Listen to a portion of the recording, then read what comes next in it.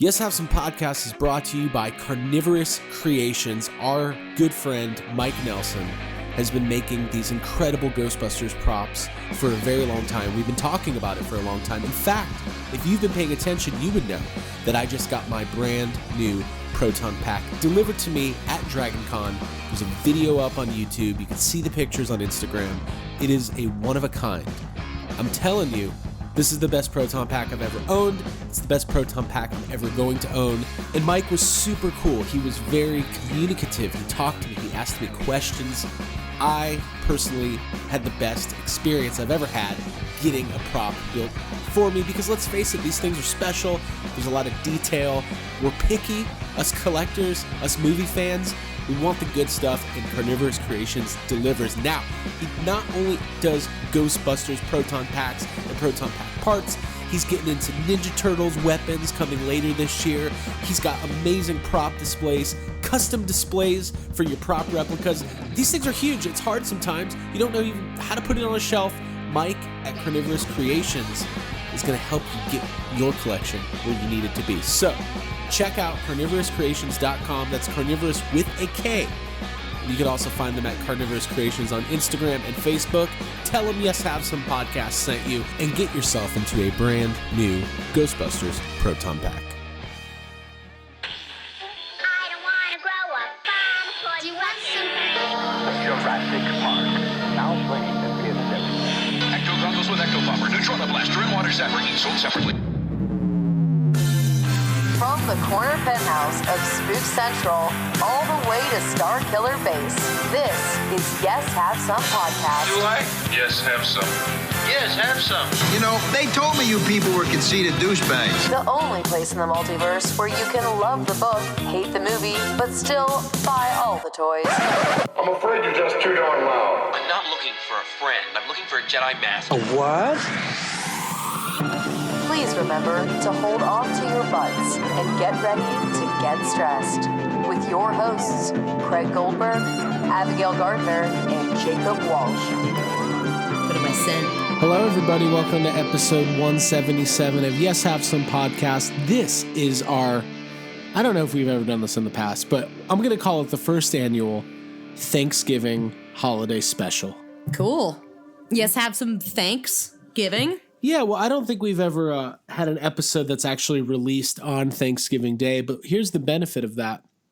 As our listeners are trying to avoid their families and friends, I know I'm going to be, you'll have us. We'll be your family. Yeah. And you can be like, oh, I gotta go to the store, and then you're going to leave, and your mom's going to be like, that's weird, the stores are closed, but and then you go to your car, and you just listen to this. So after a while, and when you get back, you're like, oh, well, the stores were closed, so I had to drive around.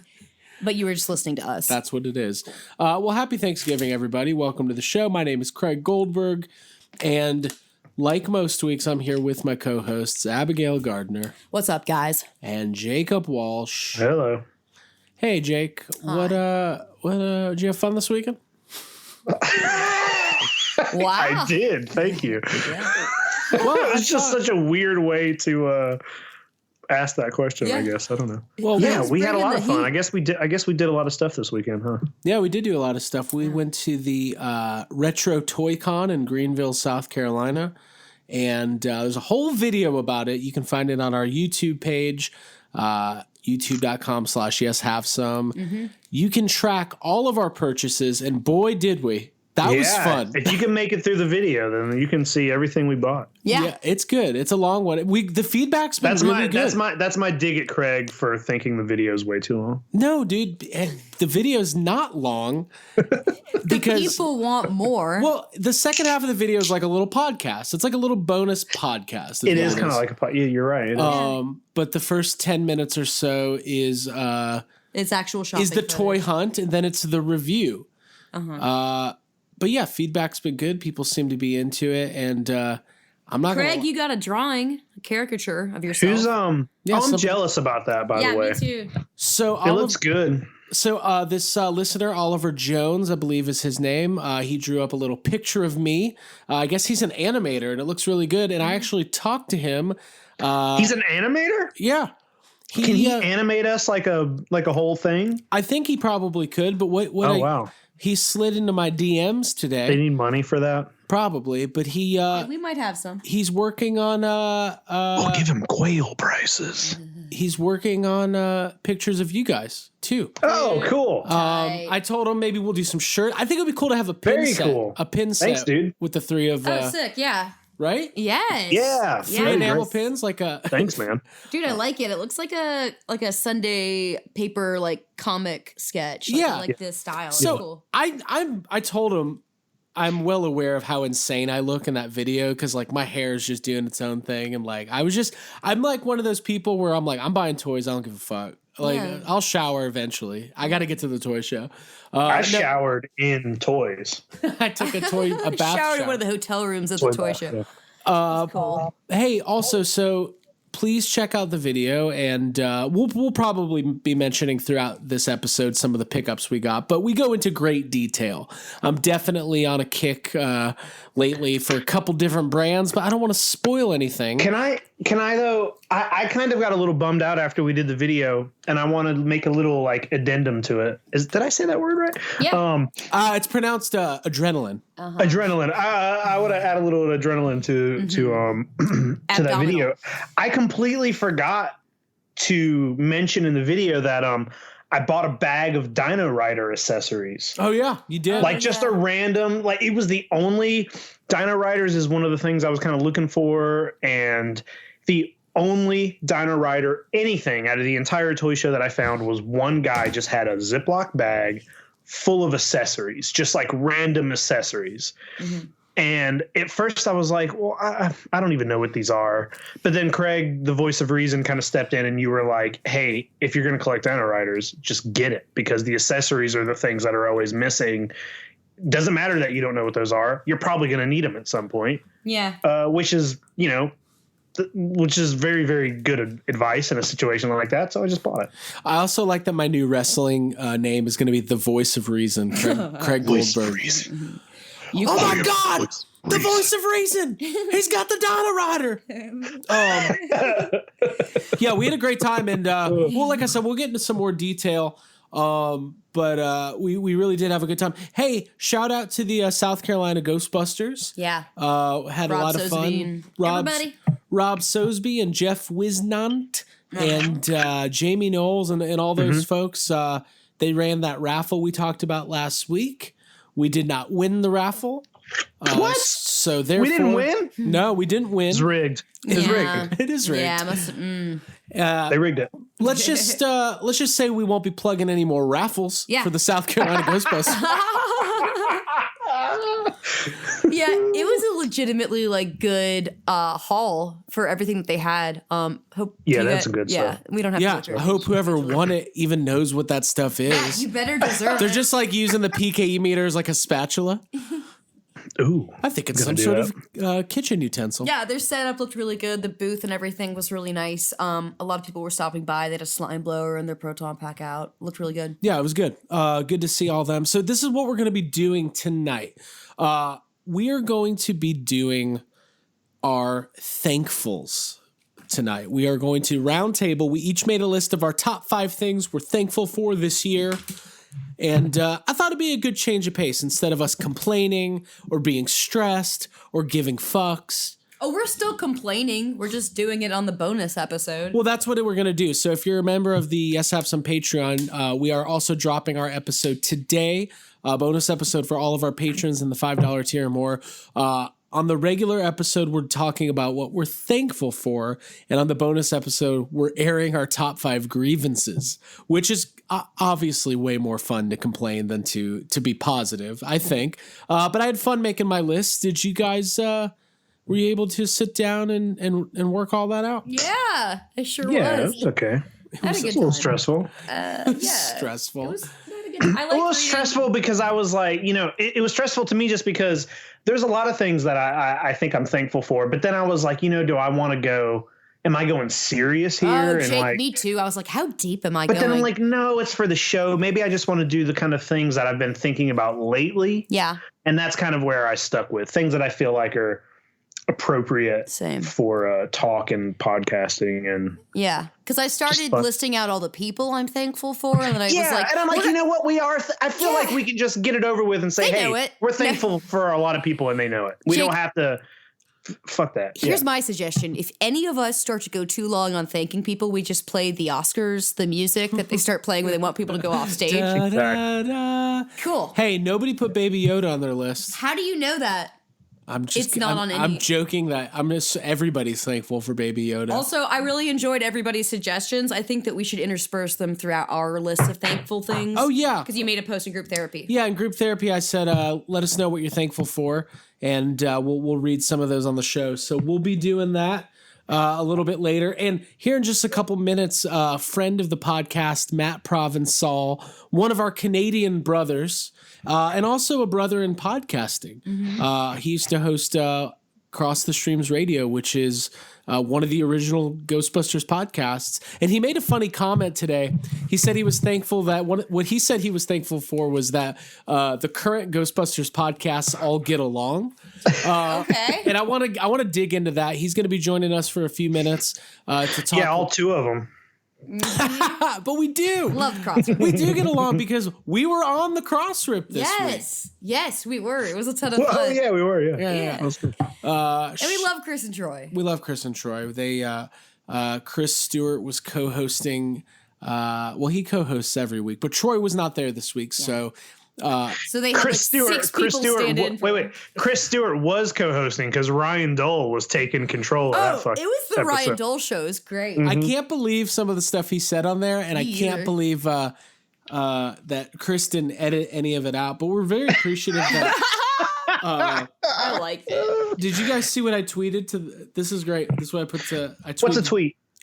I said, thanks to the Crossrip for letting us crash this week's episode. Also, we didn't even drop one F-bomb, so that's pretty cool. Can't say the same about Ryan Dole there. I love that we put the episode on in the beginning. Chris is like, he gives a warning that there's a little more profanity than usual. And when I heard that, I was like, oh man, were we cursing? And Craig, you were like, I don't think we did at all. And then as soon as the show starts, Ryan's like, God damn it, shit, fuck. And we're like, oh, okay, it's it just sounded Ryan. Like South Park, like fuck. It was pretty cool. I liked it. 5 stars. Also, though, I put a hashtag on my tweet. It said Spirit Packs. Some people hear it, some people fear it. Spirit Packs. Ryan Dole just won't go near it. So I was pretty happy about that. He was hard. Ryan opened the show. He's like, oh, welcome to the Crossrip. It's not for poor people or for Spirit Pack owners. And it's just like, oh my God, he's just going off. Dude, he's just going off immediately. And also, hey, I'm gonna go leave a review for the Crossrip and just say there's too much cursing. By the way, when you get 5 Canadians in a room all like just yelling, I'm picturing Terrence and Phillip the whole time. I was like, God, it's so cool to hear them talk. Real and, people. Their whole half of their head is removed from their body as they're yelling.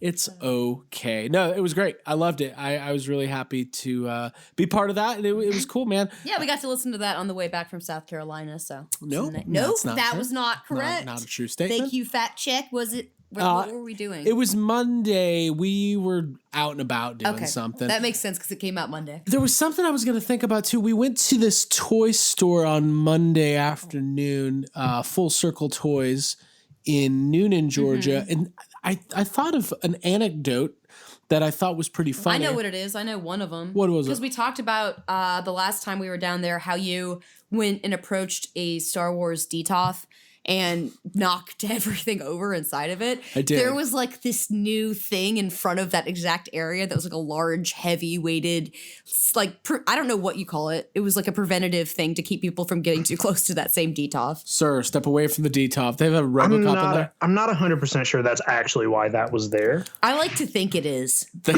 They saw me coming and they rolled a boulder in front of the DTOFs. No, I knocked some stuff over this time. It was like an ET phone. Did you? Yeah. Oh, you did, and it like went sliding across the floor. Oh yeah, It felt Jake's terrible. like, one of us is gonna buy this vintage ET phone at some point, and I was Yeah. like, Abby just broke it. I noticed that the ET was missing a finger though, so I was like, oh, it's fine.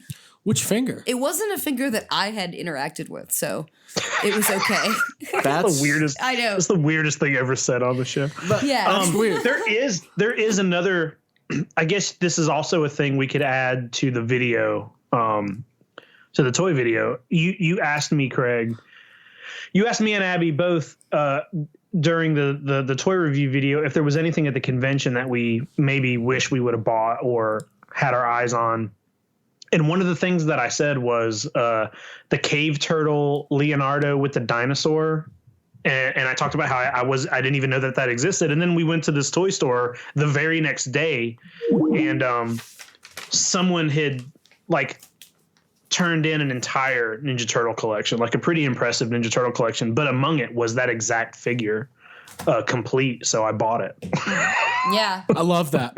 I absolutely love that. That was very cool. that was a like the gods were aligning. They said, Stars, yeah, what did I say? the gods. The gods. The gods all talk to each other. The They're 12 like, gods of "Let's be toys. You don't know about that mythology I just made up? No. There's 12 toy gods. I won't get into it. Okay. I'm going to invent my own religion, like Scientology, but it's for worshiping toys. What do you guys think? Do it. I support your faith. Cool. Yeah. So we're going to go ahead and get Matt Provencal on the line. He's going to be talking about cleaning up the town, the Ghostbusters documentary that's been in the works for a real long time. 35 years or something like that. They started working on the documentary before Ghostbusters was even made. But he recently got a chance to see it, and we're going to bring him on to talk about it. So we're going to give him a call. And Abby, why don't you regale the audience with a fun anecdote while I figure out how to call people? Oh, sure. Absolutely. Well, if you guys have been following me on social media or YHS, we've posted some pictures of some of my recent birthday gifts, and one of which, well, there were two major things that I got that Craig picked out for me that were like wow factor showstoppers. One was the Watto, the scale Watto. I don't think I've talked about him yet on the show. It's a figure, or not a figure, rather. It's like a scale statue. He's on a huge stand. It was a display for Pepsi, an in-store display when The Phantom Menace came out. And I've seen it at a lot of different places over the years, and I've always wanted it. Then Craig picked it up for me and surprised me with it. I did. He did like a Red Ryder BB gun thing where I opened all the other stuff first, which there was a lot of cool stuff. I don't know if I have time to go into it, but I don't. Fact is, I thought I got everything, and then Craig brought a Watto out and like had me turn around. It was Your very mom was exciting. like, "You're gonna poke your eye out with that thing." And now I want to get him in our family photo for Christmas. That's what we're doing. All right, let's get Matt on the line. Congratulations on your Watto. Thank you. We'll get some pictures up. Thank you. Cool. Jake, do you have a Watto? No. Thanks for rubbing that in. Do you want one? Do I want a Watto? Yeah. Do you want a Watto? I mean, if there's one laying around, but I'm not going to go like buying one. There's plenty He has laying an around. incomplete legless one. That's what I should mention. This one is in minty condition. All right, hold on.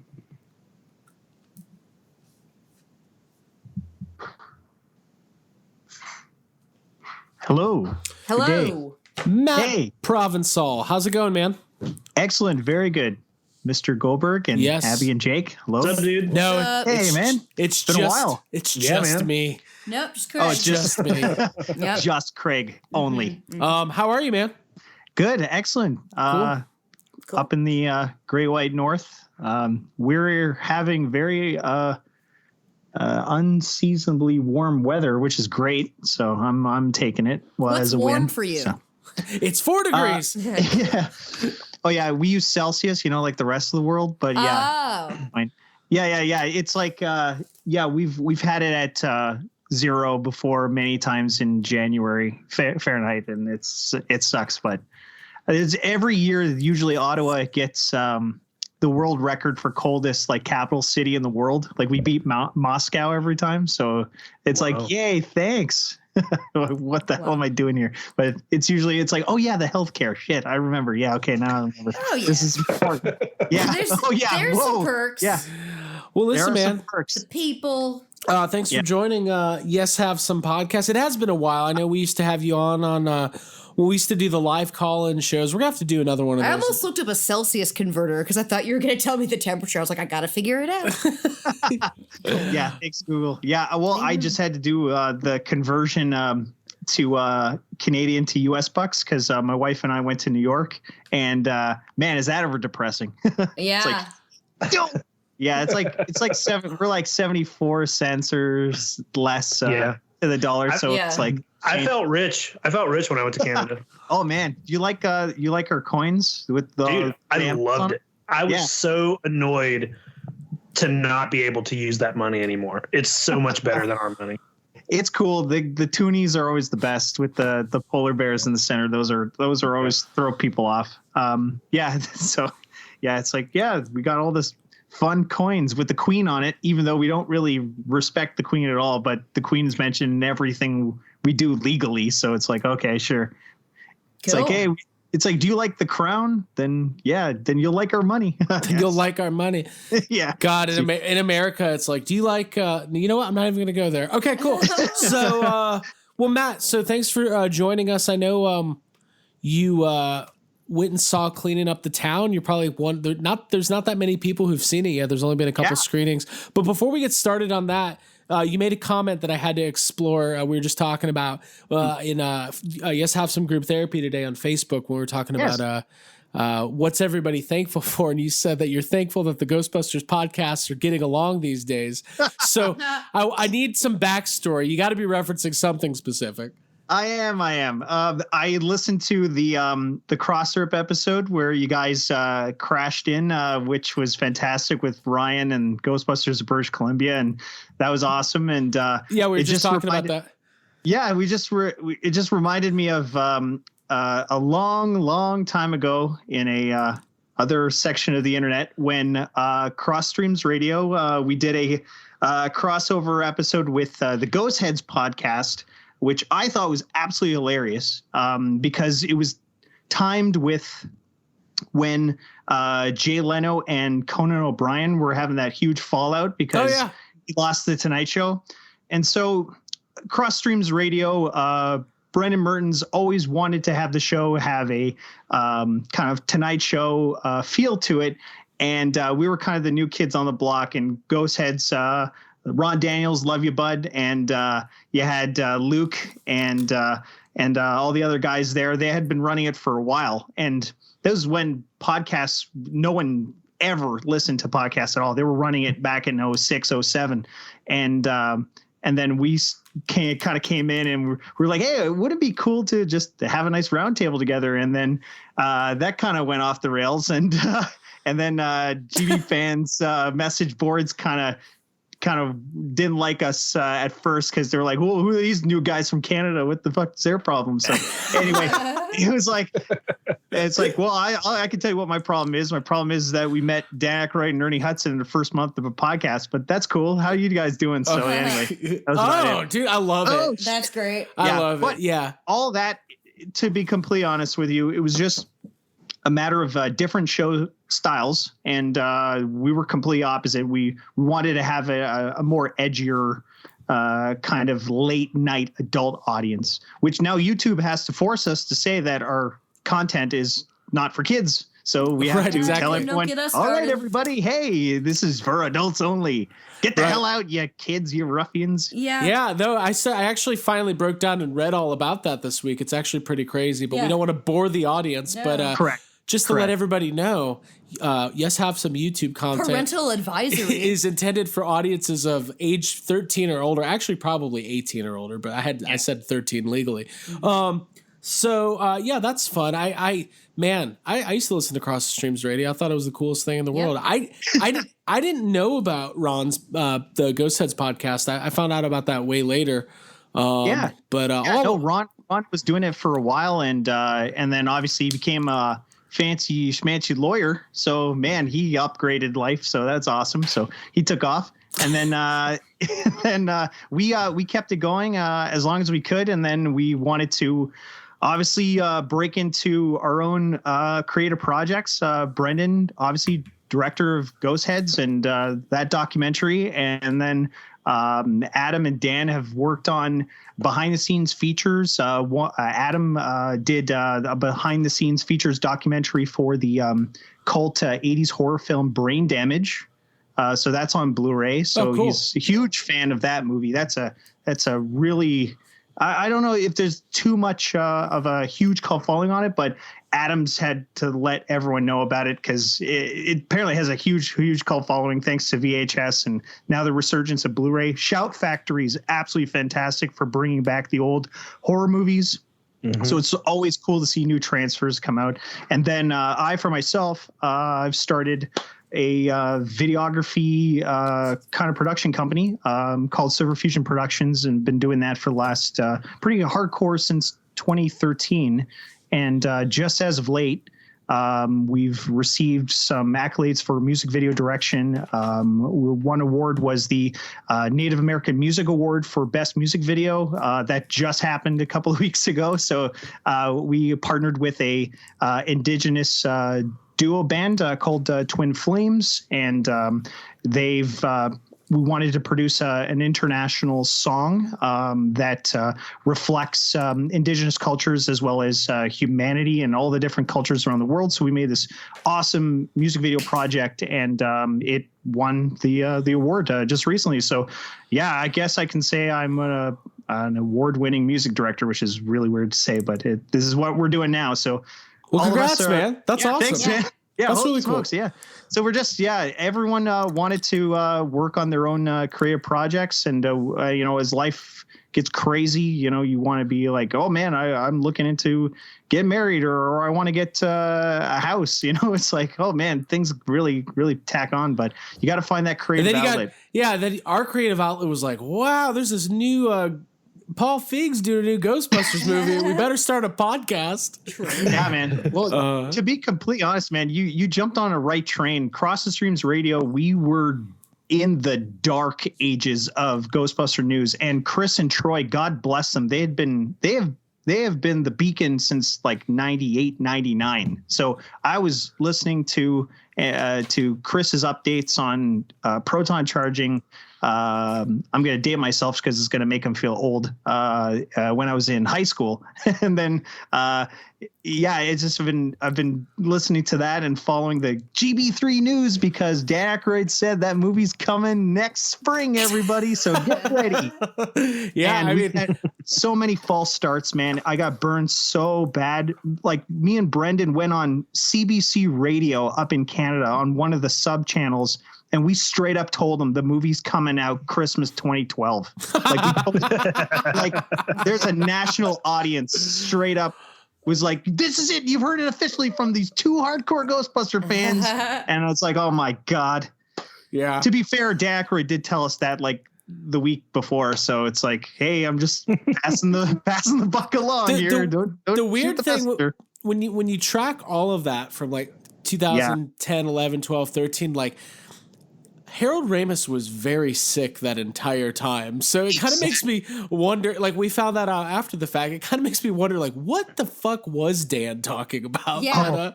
I don't know, man. I really don't know. It's like he was just, I don't know if it was like a PR thing, like he was just keeping the face up so that, things could still be developed. Right. But deep down, man, he was holding in that info. And same thing with Ivan Reitman. Like they knew like around late 2009, 2010, things were getting really, really bad. And they were like, no, it's all full steam ahead. And, it's a tough thing to deal with. And this is the one thing that I really want to talk about with cleaning up the town, which again, we've been following Ghostbuster documentaries this whole time since you guys started. I mean, for God's sakes, you were in Ghost Heads with your proposal. So, yes. That, and Jake, thank you for saying yes. Yeah. Wait. Oh, so this is a 3 union. It's like, it feels like it's a holy triad. It feels like it. You'd think we're all married when we spend the weekend together. I know. I've got the photos. Fantastic. What does that One mean? of you and Jake in front of the Christmas tree with matching sweaters, there you which go. I will post at some point. Thank you. You're welcome. Fantastic. Yeah. Just I've been following all the documentaries as much as possible. Anthony Bueno came on Cross the Streams back in 2009. He was one of our first guests, right when even before we were on GhostbusterNews.com. We were on GB Night Squad, and if you're a hardcore Ghostbuster fan and know what that website is, then I don't need to say anything else, and I will not explain it. But that was our first home, and Anthony was very kind of to join us. A very quick roundtable discussion about him cleaning up the town. And In that 2009? That's right.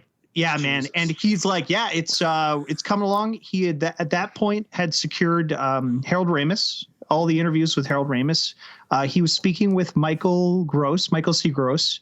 And he had locked in some other travel arrangements. But the craziest part about cleaning up the town that I cannot stress enough, and I really hope that as other press junkets pick up the movie, that they mention this, Anthony and Claire basically fundraised all of their and raised the money themselves so that they can travel from the United Kingdom all the way to California and to Chicago and to New York repeatedly over the last decade to get all of these interviews themselves. So normally when you're shooting these kind of documentaries, you're relatively close to these areas, right? You want to set sort of production office so you can easily quickly go to. No, they were working on their own careers, their own filmmaking careers, and had to do this all on their own time. So this is one of the reasons why the film took so long. The stress and the amount of travel that is just mind blowing on how they actually accomplished it. And seeing Harold Ramis back on the big screen in great health and great spirits, talking about the fantastic message and the crazy pandemonium of how they pulled off making the first Ghostbuster film is absolutely phenomenal. And if you're a hardcore Ghostbuster fan and you have the opportunity to see the film in theaters during its theatrical run across North America and now in the UK, but soon it should be available for streaming services, and then everyone who supported the Kickstarter and their fundraising campaign should be able to get download codes and Blu-rays down in 2020. Matt, let me ask you this. So as we're all Ghostbusters fans, and we've heard a lot about the movie over the last 35 years, and all the hardcore fans tend to know all of the detailed stories. So without giving away, because we want everybody to be able to see the movie and get a lot out of it, but as somebody who's very knowledgeable about Ghostbusters, were you surprised that the amount of information and anecdotes that were new? Is there a lot of stuff in there that you didn't know before watching? Yes, absolutely. Yeah.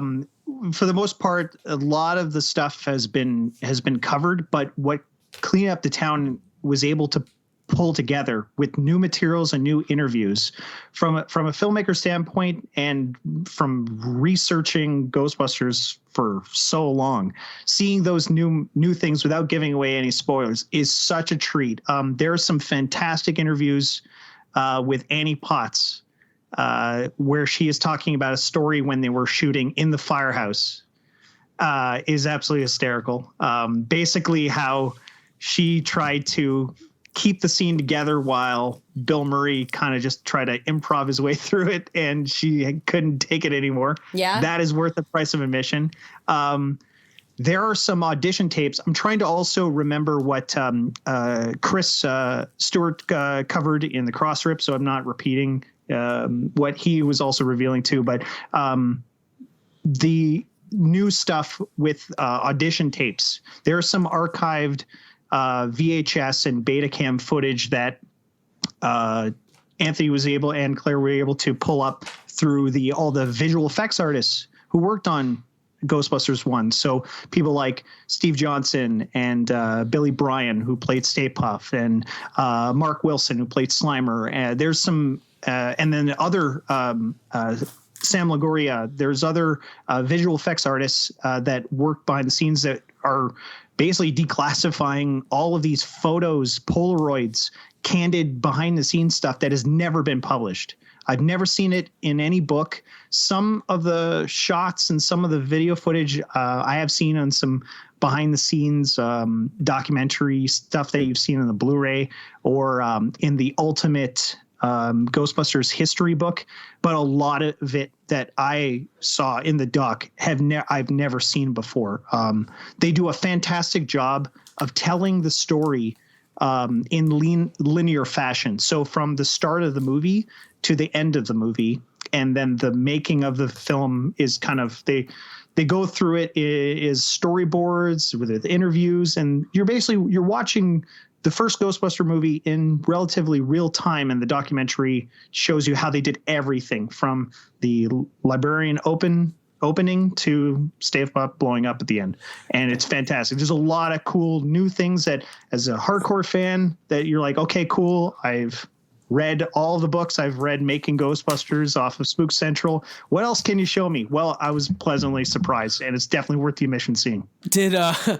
Did we get the classic Ivan Reitman talking about the chills going up his spine the first time he saw his four guns? Oh, man. Yeah, he likes saying that. To be completely fair to Anthony and everybody involved, they probably locked that interview with Ivan Reitman before he said it in the 2009 25th anniversary Blu-ray. So they had it first. Okay. It's just it's taken this number of years to say it. So since then, I want a shirt. I just want a shirt of the four guys, and on the back is just a big picture of Ivan Reitman's face, and it just says "chills." That's what I want. I like that. We love. Part of the fun about being a Ghostbusters fan is like. And I'm sure Star Wars fans that are once you get to that certain level, you start kind of knowing the cast of characters in a more of a.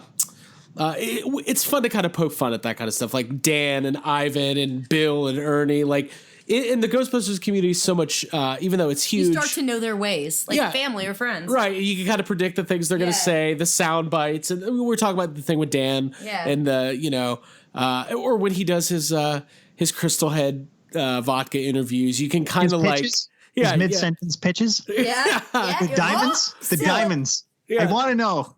Yeah, the diamonds. Tell me about the diamonds. The diamonds. It's not only the diamonds. It's that, and also the way. After the last year when Dan Aykroyd kind of start letting it slip that he really wasn't happy with Answer the Call, and he's kind of you could tell like a publicist at some point was like, hey. You need to go out of your way to praise the actresses. And like now they're not even talking about that. They'll be asking about like, so Dan, tell us what it was like to film Blues Brothers. And he's like, boy, those girls were great. And you're like, what? It's like a checklist, a mental checklist. Yeah. 100%. The Joe Rogan Dan Aykroyd podcast is such solid gold. But it's gold. It's gold. I know. It's gold. We ate dinner while listening to it. It was so good. Yeah, I absolutely love it's pretty much they're not necessarily on I think the heat for most general audiences with the reboot has greatly died down. There's only a few very still angry vocal people on Twitter still talking about it, but I think their attention is now shifted to Star Wars. So we got ourselves another year of things being calmed down. But quiet. Thanks, Ryan Johnson. Yeah, thanks, Ryan Johnson. Thank you for taking the heat from Answer the Call. That's who Paul Feig is grateful for this year. It's Ryan Johnson. Ryan Johnson. I'm pretty confident that Last Christmas in the credits is a thank you to Ryan Johnson. I think you'll see it at the end. But yeah, it's very important that he does say thank you to him. Yeah. Cleaning up the town was really refreshing to see some really cool new stuff. I want to speak praise to the editing. So Eastwood Allen did the editing with Anthony, and that editing team, I've seen trailers and work with RoboCop documentary called RoboDoc that I'm super excited to see once that's released. And Troy Benjamin, of course, from the Cross Syrup, has a co-producing credit, and it's really cool to see at the end of the film some friends and other fans that are in the credits as well, from all their contributions and their work on the doc. It's absolutely fantastic. The music is great. The musical score, because obviously they had to do some creative liberties to make sure that they can license the music for theater. So there's a lot of studio tracks that they obviously couldn't use, but the musical score is fantastic. It's like a fusion of synth wave and the real Ghostbusters score meets the Elmer Bernstein score all throughout the documentary. So if you love like watching Toys That Made Us and other kind of docs about behind the scenes of 80s films, the musical score is absolutely fantastic. And that was a really refreshing take because they obviously had legal creative restrictions. They're like, oh, we actually can't use Ghostbusters in its full entirety in this documentary. Yeah. And I know that was one of the one of the hangups of getting the documentary out, because it's been in production for so long. There's people don't really think about this stuff, but there's a lot of legal stuff you got to go through, a lot of hoops you got to get approval and licensing from a dozen different people and companies, especially with like songs. Like how many people have rights to a certain song, like just to get clearance to be able to air that stuff publicly or put it on a DVD is I'm sure it is a headache. I'm sure they're very grateful. Process. Yeah, I'm sure they're grateful and taking a big sigh of relief getting this out. And now they got to get the second one out. You know what? After seeing the first one, and because we've seen so many behind the scenes features, I mean, for God's sakes, Netflix is going to have one by the time you release this episode out on the Movies That Made Us about a behind the scenes making of Ghostbusters. So I would highly recommend, putting the money towards clean up the town because they do a far better thorough job. But there's going to be yet another behind the scenes documentary segment about the first movie. So seeing Ghostbusters 2 behind the scenes, I'm actually super excited because that's ground that has not really been treaded yet. There's not a lot of general audience knowing like, oh yeah, the second movie, that's the one with the slime and the Statue of Liberty, right? And that's usually what people will tell you. But seeing the work that was put into this first movie and knowing that they probably have hours of just solid gold just reserved for Ghostbusters 2. I'm actually more excited for that. I'm more excited to see Kurt Fuller's documentary stuff. I'm more excited to see Ghostbusters 2 is the best movie of all time. We all know that. Shit. Oh man, that's okay. Deal with We said it. That's a quote. Put that on the poster. Nuclear take. That's a nuclear take. Yeah. That's going to be our spin-off podcast, Nuclear Takes, where we have people come on and just defend something that's essentially undefendable, but or indefendable. Yeah, man, just the behind the scenes, and I love the soundtrack to Ghostbusters 2. Man, it holds up so well. They got Elton John on it. How did they get that? They got Elton John, and they got Glenn Frey from the Eagles doing Flip City. You can't beat it. It's and great. Bob Brown, he's in there twice. I think Jake, when we first started hanging out with you told us early on how important that Ghostbusters 2 soundtrack was to you. It's just a great soundtrack. Like, I mean, it's just a fun soundtrack to listen to. And I feel like that one, I think it's because we've talked about it before because, Ghostbusters 2 came out, I wasn't alive when the first Ghostbusters came out, but when part 2 came out, I feel like I watched it more and those songs just kind of stuck with me more than the songs from the first film. Yeah. It's just fun to listen to. Yeah. Fantastic. I like that because the film is obviously 89, you can hear the musical shift going from the first soundtrack to the second going into the 90s, right? It's like from new wave to hip hop. Right. New wave to hip hop. What are the influences of New York right now in 1989 versus what it were in 83, 84? Mm-hmm. It's awesome to hear that transition. Spirit, fantastic track. Absolutely love it. Stands the test of time. I got Ghostbusters 2 on vinyl, on cassette still. I got a Bobby Brown single cassette for Ghostbusters 2. Dude, that music video is good too, where he's like on all the buildings. It's tight. Oh, yeah, it's great. Very nice. I just fast forward the Donald Trump part and I'm good. Oh, yeah. And I have a good time. I go, oh yeah, he was in this. Whoa. I So here's Sorry. okay. Here's something interesting. We don't have to have a political discussion. No. But if you had the opportunity to get like the Bobby Brown vinyl single of On Our Own signed by Donald Trump, would you? That's a quandary. That'd be a unique Ghostbusters collectible. Yeah, it would. It would. I would get everyone but him to sign it. That was Jake you like that one? I like it. I'm getting it done. I'm doing it. Dude, we're gonna send tape. yeah, that's the nuclear autograph. That's a This is what nuclear you need. autograph. You need to go to DC and crash the impeachment hearings and be like, excuse me, one quick question. Yes, Senator, I have in my possession a Ghostbusters 2 vinyl soundtrack.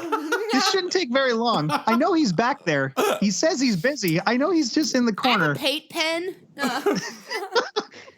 I love this. Would be the greatest video of all time because I'm imagining like a C-SPAN. I'm imagining we're live in front of the gates of the White House where there's a protest because honestly, I don't know if you saw this picture ever. There was a protest a couple years ago down by where Jake lives in Valdosta, some big political thing. Who knows what it was? And Jake went out and held up a sign that said, bring back the Jaws ride. And it ended up getting some coverage. So I think this is the sequel to that. We send Jake to D.C. during the impeachment hearings to get his Ghostbusters vinyl signed by Donald Trump. This is classic. It's a great stunt. Let's do it. Send a heartfelt email, and I'm sure he'll answer. He might. Yeah, just tweet him. I'm sure. Cool. You never know.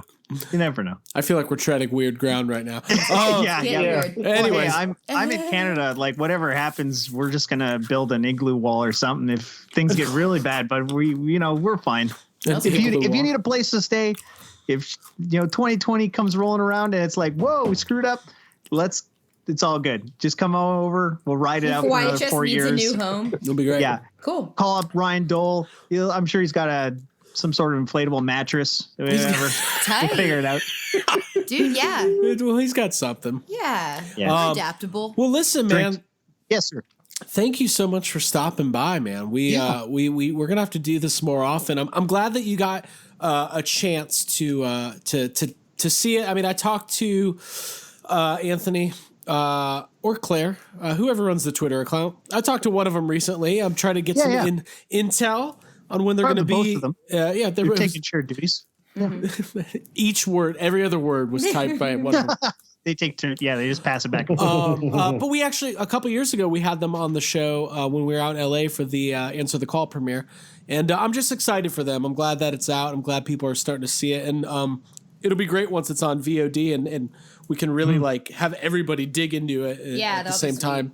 It's going to be great. Yeah. So their big premiere in the UK is going to happen, I believe, December 3rd at the IMAX theater. That's in the BFI IMAX, I believe, is the theater. So they're selling tickets. Just check out their Facebook page. They're going to be promoting it. So if anyone is listening that's currently in the United Kingdom or you're close to London, just go check it out. It's going to be a great place to see it on a huge screen and awesome sound system. And you can see the work that everyone's been waiting for 12 years to see. So it's pretty cool.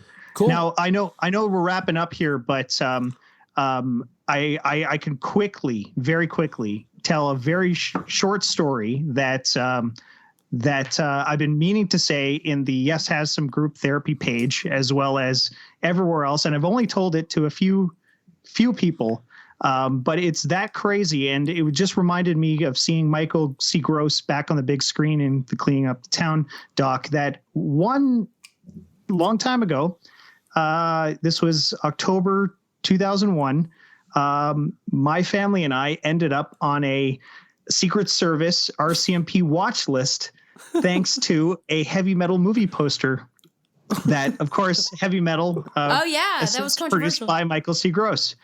And this is a true story, and I can't make this up. And if you need me to collaborate with other witnesses, including my own mom, I would be happy for her to send a soundbite, because this is absolutely true.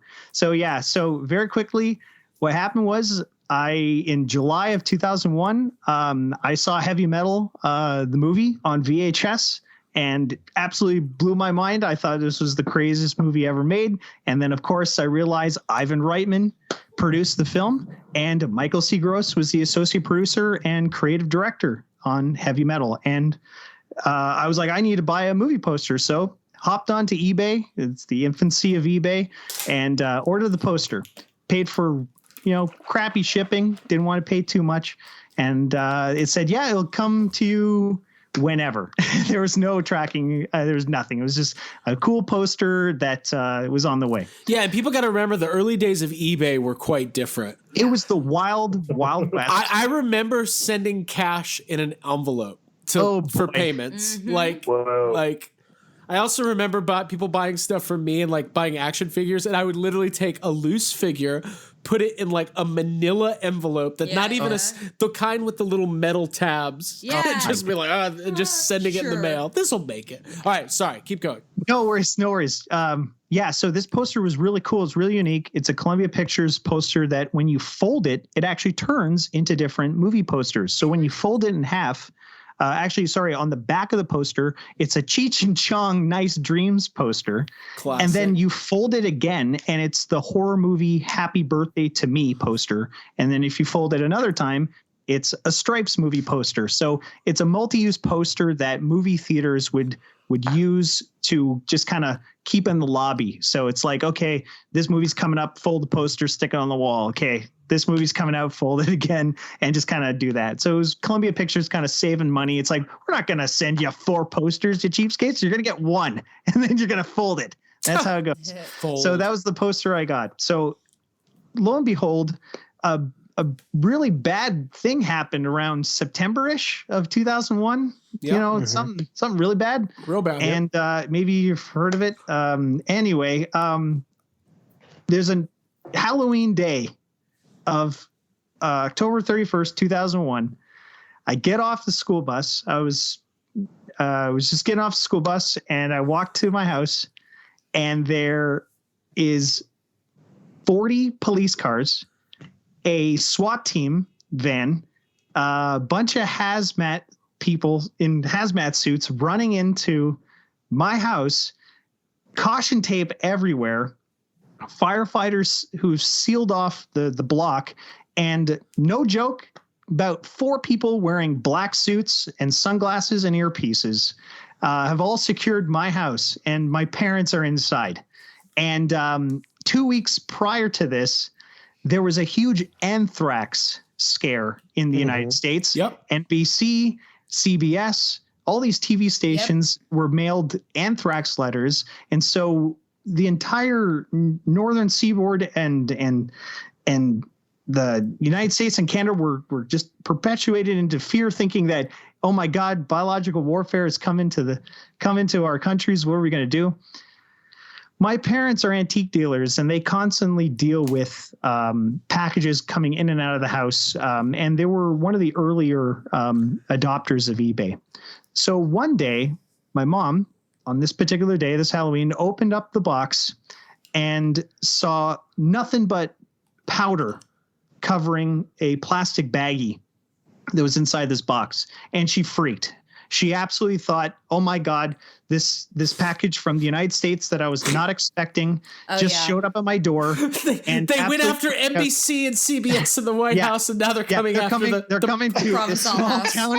They're coming to the Provencal household. The small town I'm from had a population of about 9,000 people. Yeah. Right on the Ontario-Quebec border up in Canada. So she freaks out, calls 911, and says, I have a box that I think has anthrax in it, and completely sealed the entire block and quarantined it. And there's every federal agent, RCMP, military police, I'm pretty confident that there was Secret Service and other special forces of the Men in Canadian Black were there. Yeah. Men in Black were there. There was definitely 3 people in hazmat suits that walked in, just like they were decontaminating something from a science fiction film. And my grandparents met up with me and said, okay, you got to get in the car and we got to figure this out. And so we got a call about 4 hours later after I was waiting at my aunt's place. Everyone's freaking out, not knowing what the hell's going on. And then we get the all clear that everything's been taken care of. So we get back to the house. The cops are taking down all the caution tape. Everything's been, taken care of. This never made the news, by the way. I think once they got the all clear, they put a hush on the media to make sure there was no widespread panic. And first thing I do, I run to the house, I hug my mom, and I go, what the hell happened? What is all this? She goes, your poster came today. Yeah. So whoever packed the poster, probably someplace in the middle of the United States, made the mistake of packing it in a very dusty room and probably a leftover garbage bag somewhere, and decided to pack it and wrap it inside that box. And the factory dust that settled into the box caused a widespread panic. And so for a very brief moment on Halloween of 2001, my entire house managed to not only shut down my hometown, but put me on some sort of watch list for a potential terrorist attack, thanks to a heavy metal movie poster. Wow. That is, again, lovingly made from Columbia Pictures and Ivan Reitman and the late great Michael C. Gross, who I used to have constant conversations with on Facebook. He was a repeat contributor with Cross the Streams back in the day. We even recorded some interviews with him, but unfortunately he got really, really sick. And we lost him in 2015, and miss him dearly, but I'll never forget the time that one of his creations caused a widespread panic, and I ended up almost on a terrorist watch list. So thank you, Michael Gross. You're the best. That's a good story. Yeah, dude. That's a good story. Yeah. I'm glad. I thought it was going to be the content of the movie that was controversial. Oh, no. Also, if you told that story to Ivan Reitman, he would listen to the whole thing and at the end go, all right, that's good. And then, He'd be like, cool. so anyway, yeah. We've seen him do that. It's quite funny. When we were at Ghostbusters Fan Fest. So anyways, man, listen, that's a great story. Thank you for sharing. And thanks for sharing your experience, seeing cleaning up the town. Yep. I mean, as a longtime fan and you've got deep roots in the community, so. Thanks, man. It was my pleasure. Again, you guys, thanks to this wonderful age of information where the news cycle changes every, I'd say, 2.5 minutes. It's absolutely fantastic to see you guys work on these shows every single week and provide as quick, up-to-date content as possible. Again, with the Ghost Heads podcast and Cross the Streams and Ghostbuster News back in the day, we were really pulling our teeth to try to figure out how we were going to come up with a show once per month. Now that, nerd culture has exploded all across every single medium on TV and on the interhole, and that's what I like to call it, of course. You can really put some awesome content together, and I look forward to seeing it, listen to it every time you guys post. And so keep up the great work as well. You guys are no slouches. You're tossing it every Thank you. Well, thank you. We appreciate it. Yeah, we might be recording on a couch, but we're no slouch. Yeah, that's right. Oh, I like that. All right, Matt. We'll catch up soon. And hey, man, that trailer's coming. We'll have to have some sort of roundtable soon for sure when that thing happens. It's first reactions. Get everyone's we can sit down and drink some 7-Ups and some Canada Dries and yes. Have a great time. Yeah, absolutely. All right, man. Take care. Have a good night. All right. You too. Cheers, guys. Peace. Bye. Cheers. All right. I'm ready to talk. Thank you to Matt Provencal. And before we get into our thankfuls for our Thanksgiving episode, we do have to do our new segment that has been taking the world by storm. It's the Ghostbusters 2020 trailer watch. Are we ready? Yeah. Here we go. Mm-hmm.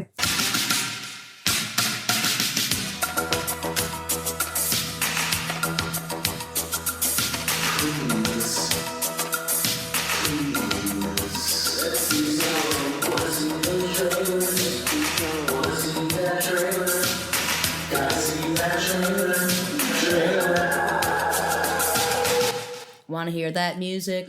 Music. Hey, guys, do we got a trailer yet? Nah. Nope. All Nah, right, dude. there we go.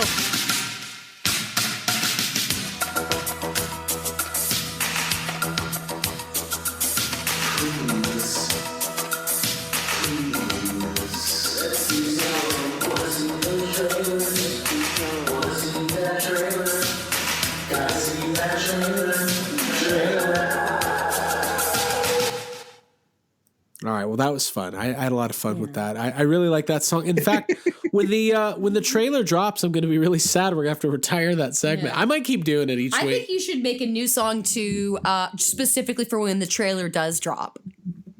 Finally got that trailer. Trailer. Abby, you wrote a musical. You wrote some Twister songs today. Yeah, well, I don't want to release any of them right now because we're working on them. Okay. Okay. All right. Well, there you have it, There folks. you have it, in the works. So what we wanted to Twister do the for musical. this Thanksgiving special is each of us go through the things that we're thankful for. We've got a lot to be thankful for. Let's face it, folks. There's a lot of good things happening in our lives and in the world of movies, TVs, toys, books. I said TVs. Not TV shows, but like TVs. Hey, we've been really busy over the last week or so, We really have. bear with us. It's been very busy. Are you guys ready? Yeah. Did you guys rank yours? Did you go like 5 through 1? Yeah, I have since I have 5 of I them. did not. I can read them. Well, yeah, they're in order. All right. Well, let's get going then. I'm excited. It's the first annual Yes Have Some thank budget. Yeah. Can we play Alanis Morissette? Thank you before. Can we, or are we gonna get sued by YouTube? I don't think we can. If you want, if Jake, Do we have to tell people this for age 13 and above if Yeah. they're gonna listen to it? Hey, Jake, you probably know the words. Thank you, and Yeah, that's it. All right, here we go. So we're each going to round table this. We each have 5 things that we're thankful for on this wonderful Thanksgiving, and I hope that you've eaten your. Thanksgiving Eve. Yeah, I hope that you have had your turkey or your tofurkey, your cranberry sauce, your stuffing. That was weird. I knew. That was weird. Biscuits. Yeah. I love it. I hope you're full, and now we're thankful. Yeah. Abigail, Cranberry sauce. is that I your? love cranberry sauce. Is that your? No, that's not number 5. Oh, okay. You want to know what number 5 is? I do. All right, I'll go first. Number 5 is The Mandalorian TV show. All right. Yeah. I jotted down that Baby Yoda is the new savior of the world, and yeah, dude, this show it's brought a lot of people together, and I think that Baby Yoda is a gift to everyone, and I think that it's an extremely well done show. I like that Star Wars fans who were divided over The Last Jedi and over Solo and over so many other things that have happened within the Star Wars community and franchise that we are all able to agree on something. And memes are fun again because of Baby Yoda. I wouldn't go that far. They're better. There's some better ones. We'll see. Yeah, I think that I can't wait for new merchandise. I like that there's something that we're all chasing at this point that's going to be Did you guys see related to a TV show. Hold on. Did you guys see the controversy over the Baby Yoda shirts they put out? That they're not No. good? Well, everybody's been freaking out because they want Baby Yoda merch, and finally Disney Store put up like 5 shirts, and they all suck because of course they do. Because it's just the picture of Baby Yoda on a shirt. We don't even know his name, so it just says the child. Oh. And people, and people are Dude, like, we need to do one with Oscar that says the child. I like that. Bring me the child. All right. I don't think I have to go into this too All right. deep. No, that's good. I think most everybody understands why it's something that's really exciting. I think that it's a must-watch water cooler type show that everyone wants to get together and see the second it releases. I know that we're going to be watching it Friday morning, like early. There we go. So yeah, I like it and I'm grateful for it. It's something that came about in 2019 and it's made Star Wars likable again. And gotten me back into it for sure. All right. Jake. Cool. Number 5. Or your first thing. I didn't put mine in any kind of an order. I just wrote them down. So this isn't like ranked. Mine aren't ranked. The first thing I got here is that and I tried to. So like, first of all, this is kind of a hard list for me, but just because it's like, what are you thankful for? Like lots of things, lots of people, lots of just. And I tried to keep it. You know. I don't know. I just tried to keep it. Well, I get it. You want to keep it. You want it exciting. Like let's say. I wanted it to be stuff that the three of us could talk about, not just like, oh, I'm thankful for this personal thing that happened to me. My Aunt Susie sent me a shirt. Like, who fucking cares? Oh, wait, are you looking at my list? My Aunt Kathy sent me a birthday card. Anyways, the first thing I put on here is that, and this isn't this has been happening for a little while now, but I put that I'm thankful that Stephen King is kind of having he's having a good time. He's having a good resurgence. He's still writing. Just the fact that he's still putting out 3 books a year, 4 books, 3 books might be in 6 months period. Yeah. He's doing so much work. He's putting out, he has so many movies happening, and it's not as if like, I know that there's always been a string of Stephen King movies happening, but I feel like it was really popular in the 80s. Maybe it stopped for a while. There would be one here or there. And now it seems like there's constantly one in the works, and there's been a lot of good ones in the last couple of years. One of the best ones ever came out last month, Craig. Oh, I didn't know The Green Mile came out last month. I didn't know Eyes of the Dragon was coming. Shit. Wait, do you not like? Whoa! Do you not like Green Mile? I love The Green Mile, but I feel differently about movies like the Green Mile. It's great, but it's also like just such a safe. Horror. Well, it's not that it's not horror, but it's just such a like that book was written to be it was like written with it in mind that it was getting made for TV. Like I'm pretty sure it was written with some of those actors in mind. It wasn't like he wrote a novel and then someone decided to adapt it down the road. It was like strictly written to be a TV thing, and it's also like it's just such a safe choice. It like The Green Mile is so there are a couple Stephen King movies that transcend like Stephen King, and people love Green Mile that don't even know it's a Stephen King movie because it's not, it's very like uplifting and it's not horror, and it just seems like that movie and like Shawshank Redemption, like, which is so fucking overrated. Whoa! Wait, the movie? Shawshank Redemption is fucking overrated. Hey, wait, listen to me. Listen to what I'm going to say. Hot take. Ready? Andy Dufresne. I just wanted to say that. Oh, good job. Thank you. Very good. If Craig knows a quote Stephen from King it, then... That's not a quote. That's just somebody's name. Oh, okay. It's just something. That's just Tim Robbins. Okay. No, I agree, man. Stephen King's got some good stuff going on. I mean, just in the last couple of years, you've had It. You've had Pet Sematary. You've had It Chapter 2. You've had Gerald's Game. Gerald's There's Game. In the Tall Grass. Dr. Sleep. Dr. Sleep. There's lots of it. There's more. There's like 3 TV shows based on Stephen King works that are airing right now, and like Castle more Rock. to come. Yeah. There's Castle Rock. There's the fucking oh god, what's it called? The one with about the detective in the car and they run people over and whatever. Mr. Mercedes. That shows up. Mr. Mercedes and then Lizzie's story is getting made. Like there's just they're about to do a new version of The Stand. Like there's tons. Oh, that guy from Breaking Bad was in Under the Dome. Okay. Sorry. He was. That was like 6 years ago. Yeah. But it still happened. Yeah. It happened. Yeah. All right. Cool. It's real. Good stuff. All right. My number 5. Wait, these are thankful. Yeah, thankfuls. I almost started reading my grievances. Don't do that. Number 5, Watchmen on HBO, and Damon Lindelof. We've been talking about Lost a lot lately, and I feel like Damon Lindelof for some reason kind of became like a punchline for a while. I don't know why. Because we used to make a lot of jokes about him not being good. Hey, it was fun. Maybe because it was that Star Trek. I don't know, but like. It's kind of hard for me because I never watched The Leftovers, but I've heard nothing but really great things. But I'm really, really enjoying Watchmen. It's a really awesome take on the you can't really call it a franchise, but the original, the Alan Moore graphic novel or the comic series. It was weird when they were first talking about it because they were like trying to not call it a sequel. They were like, well, it's like a remix. Yeah. Bullshit. It's a sequel. It is a story that takes place in the Watchmen universe after the events of Watchmen involving the characters from Watchmen. It's a sequel.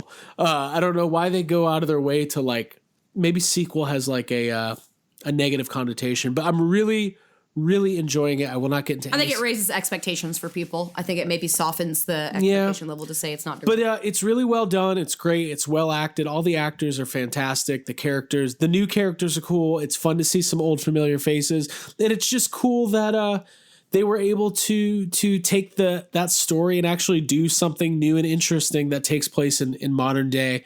And I'm grateful for it because I've been looking forward to it every week. It's extremely entertaining. And I just like it. I've read Watchmen. I can read. Mm-hmm. First chapter. Pictures. I've gotten through all the chapters of Watchmen. It's kind of hard to read, though. Actually, it is. It's not very linear at times, but and I actually liked the movie, the Zack Snyder movie. Mm-hmm. I did not. I'm not like a diehard, but I like Watchmen, and I'm glad the show's on, and I'm grateful for it, and I'm thankful for it. Is what I'm saying. Cool. Abby, number 4. Toy. All right, number 4. This isn't a toy. It's kind of a broad idea, but therapy. Was mine a toy? No, I guess not. I thought it was pop culture. This is not pop. All right, let me just say it. Wait, do you think everything's a toy? No. Do you think Watchmen is a toy and Stephen King is a toy? That's a toy, right? This cat's a toy.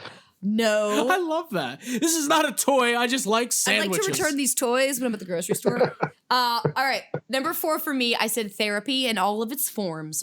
Retail therapy, self-care, just taking time out to do the things you like, eat the things you enjoy. Actual therapy, I recommend it to people who are listening that might need it. Reach out, do it. Group therapy. If you're listening to Yes Have Some, there's a good chance you probably need therapy. You probably could benefit from it. Also, buying toys, that can be therapeutic. Collecting things, being out in nature, spending time with animals, exercise, connecting with people, talking about movies, and all of that like ties into group therapy, which is something I'm very grateful for. You just described living. Life. This is when, if I keep going, you should play the Oscar music to like get me off stage. Right. You start thanking and people. Also poetry, sandwiches. No, that's good. I mean, it's all the things that make me happy. Yeah. Cool. Totally. All right. Anything else? No, that's kind of all I wrote down for that. Therapy in all of its forms. Jake? Mine's kind of related. eBay. I'm thankful for eBay. That's a good one. It's not a toy. It's not a toy, but it produces toys. I love just kind of sitting up and just being on my phone looking at eBay and just like looking through random searches and like coming up with some sort of like just getting on eBay and being like, what's something that I just want to search that maybe I don't look for that often, and then just like finding these really cool things, or just like the kind of stuff you can find on eBay. It's limitless. There's so much cool stuff. It's fun to buy things. It's fun to collect weird, video store counter displays or just whatever the heart desires. Yeah. It's on eBay, and I'm thankful for it. Yes. What is something like specific that you searched recently that brought you joy? Well, I don't want to do any spoilers, but I guess it's not a spoiler since it's something I gave to Jake. But the thing I gave you over the weekend, we'll talk about it. And I'm not talking about a hug or a peck on the cheek, because you can't buy those things on eBay. That was something where I was just like, well, let me search and see if this is a thing, and I found the thing, and now I want you to talk about it. Yeah. Well, first of all, thank you for the thing. You got me a like unused Ninja Turtle button display, and it's like a piece of cardboard that folds up so it sits on a counter, and it's just like full of buttons that you would just take one off and buy, but it has it was never used. So it's not folded. All the buttons are there, which it's such a like beautiful, cool piece to have. And especially because like I feel like my house, or especially one room in my house, is kind of starting to turn into, it almost looks like a store. Yep. I have a lot of like video displays hanging from the ceiling and stuff like that. Jake, and it's gonna be perfect in there. Next time we come down, you're gonna have an employee in that room. Somebody just works there. Yep. I'm paying them. I'm like, am I paying you to sit around? It's like Cramerica. That's funny. That's really good. No, Jake, I agree. I was up till 3:30 last night, sitting on my couch with my cats, with the lights lower. There was a candle going, had some snacks, was eating some chips, and I was just deep into eBay. Yeah, me too. Yeah. I was Did like, you buy anything? I did. And you know when you do like, you do a search and you're on like page 12 of 75 and you're like, I got a long way to go. It's the closest thing what'd to you having buy? like a catalog, like literally that you can go through and be like, oh, there's so many more things. I will tell you one thing. One of the things I got is one of my thankfuls, so I don't want to get too detailed into it. But Okay. One thing I got last night was, so I'm still putting together my Real Ghostbusters Kenner collection, and I'm almost done with the Slimed Heroes set, which is, if you remember, the colored jumpsuits similar to the first series, and each one comes with like a squishy ghost that you could fill with water, and you could like their colors would change anyway. I finally got, and each Ghostbuster had a mask. I finally got Ray's mask, and I also got Lewis's ghost. So now I'm only missing Ray's ghost, and I'll have that line complete. So, if you've got that blue Ray Slimed Heroes ghost, slide into my direct messages, and we will. You'll give it to me, and I'll give you money. But yeah, it was great. I love being on eBay. I'm a great one. I kind of skipped over it because it was making me laugh, but Jake was talking. Jake said eBay produces toys.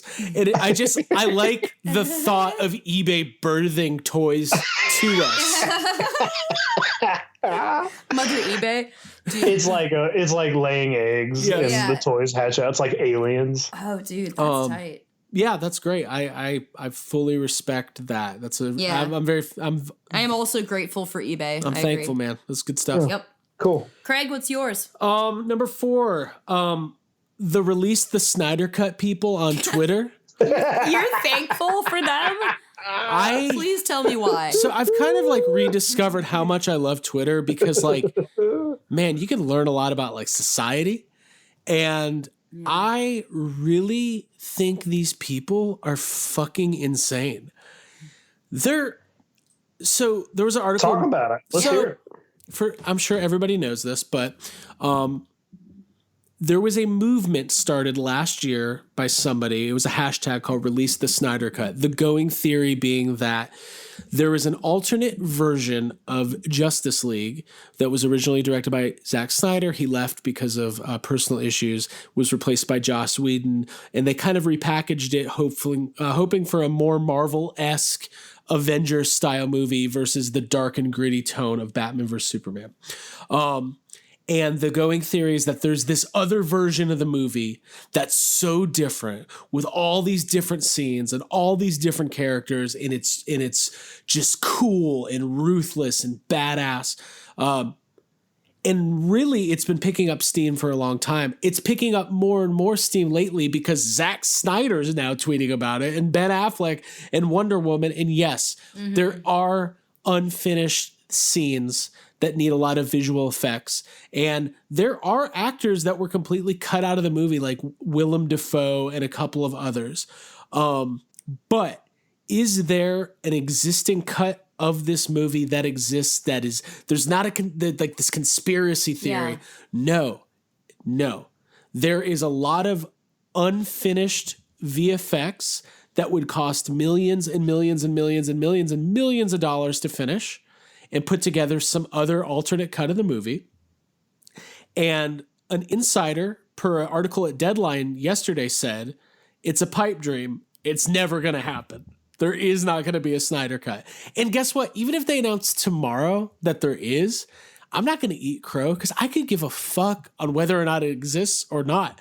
I just like seeing hardcore DC fans like going insane about it. It's the funniest thing in the world because they have such an insecurity, and they're like, oh yeah, well, wait till you see the Snyder Cut, then you'll be like, oh, Avengers sucks. And I'm like, oh, okay, like, will I? No. I like this competition they've created in their head with the MCU, and even it's a little defensive. It's so defensive. It's so insecure. There's this other thing too, like, because Joker's extremely successible, they're like, see, and I'm like, hold on.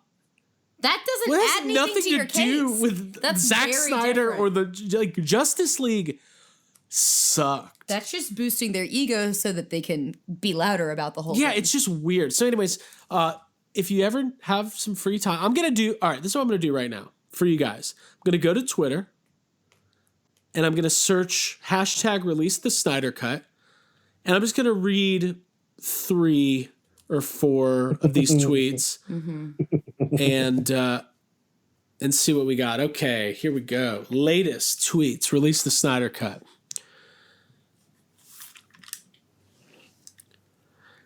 Does anybody else besides me want Zack Snyder and WB Pictures to release a black and white version along with the color version of Release the Snyder Cut, Justice League besides me? Oh my God, they're asking for special features? No, I could care less.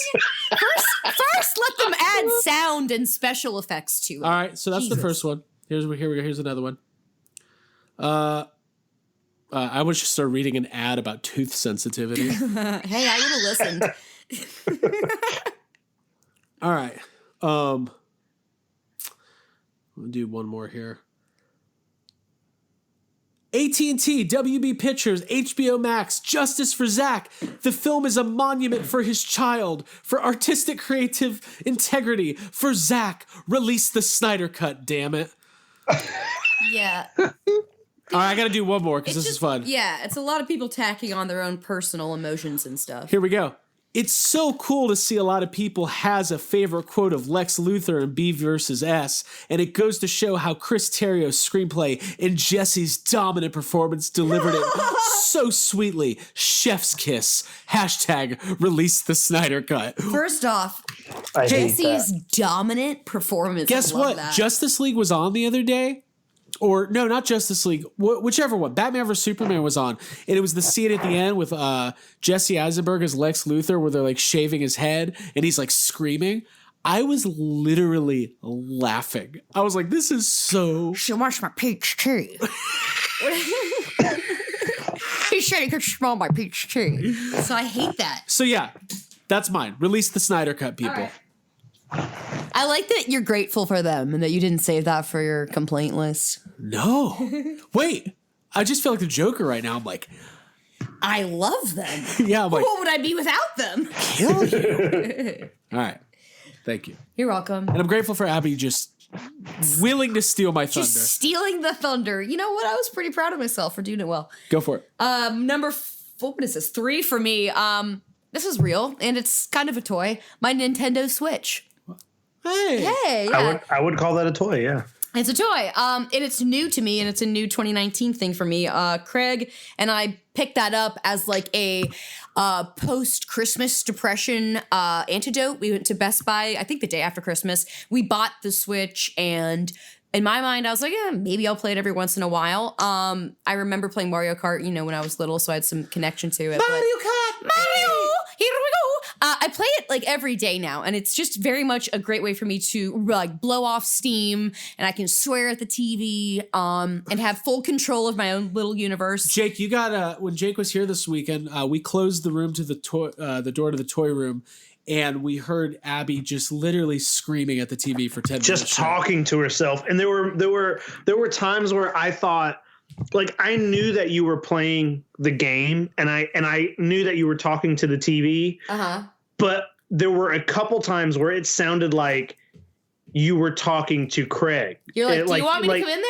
Yeah, like you, and I was "Guys, like, no!" what? I was like, what's happening? And Craig was just like, she's whatever. She's just doing her thing, you know? Yeah, dude, I was doing my thing. I was probably playing Luigi's Mansion, which is on my list of grievances right now. Yeah, I think you were. Yeah. Mario Kart 8, I have no problem with. I win most of the time. But you were having like, it was weird because you were having like a full-on conversation with the TV. And like the TV wasn't, it's not responding. talking. Well, I was probably in your mind it was because you had responses for it, and I was just like, yeah, I'm able to do the whole thing. I can do it all. I like that. Thank you. Go for it. Yeah, that's one of the things I do. I enjoy Mario Kart. I really like my Switch. I like the fact that I can take it with me when I'm traveling. We took it to LA and I played it on the plane, and it got me through the flight where we weren't able to sit with each other. So I like that, and it's gotten me into Mario, and it's a whole new world of collecting and stuff. So cool. I'm grateful for it. Cool. Jake's. The next one I got here is theme parks. Ooh. I fucking love theme parks so much. I have so much fun like as much as we go to Universal Studios, like we do go like 2 to 3 times a year, and I never get tired or less excited about going. They're just fun. Even like we don't get to Disney as much, but it's very fun. And I know we're gonna end up going to fucking Star Wario, Star